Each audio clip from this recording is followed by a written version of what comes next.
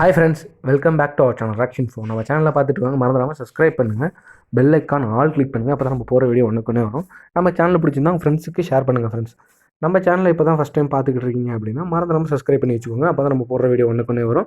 வாங்க ஃப்ரெண்ட்ஸ், வீடியோக்குள்ள போகலாம். இன்றைக்கி என்ன பார்க்க போகிறோம்னா, அரியர் ஸ்டூடெண்ட்ஸ்க்குலாம் ஒரு ஹாப்பியான நியூஸ். என்ன அப்படின்னா, ரீசெண்டாக என்ன சொல்லியிருந்தாங்கன்னா, டிசம்பர் 17 டிசம்பர் 30 வரையும் வந்து அரியர் எக்ஸாம் அண்ட் கரண்ட் ஸ்டூடெண்ட்ஸ்க்குலாம் வந்து எக்ஸாம் இருக்கும் அப்படிங்கிற மாதிரி சொல்லியிருந்தாங்க.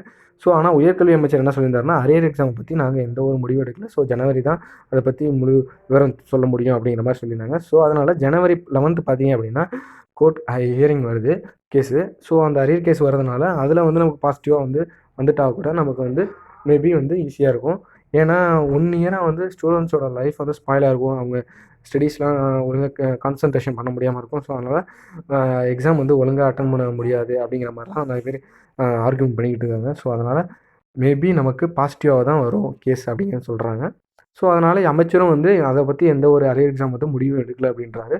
ஸோ அதனால் நம்பிடுங்களேன், கண்டிப்பாக நமக்கு பாசிட்டிவ் வரும். தேங்க்யூ ஃபார் வாட்சிங். நம்ம சேனலை பார்த்துட்டு லைக் பண்ணுங்கள், ஷேர் பண்ணுங்கள், கமெண்ட் பண்ணுங்கள், சப்ஸ்கிரைப் பண்ணுங்கள் ஃப்ரெண்ட்ஸ்.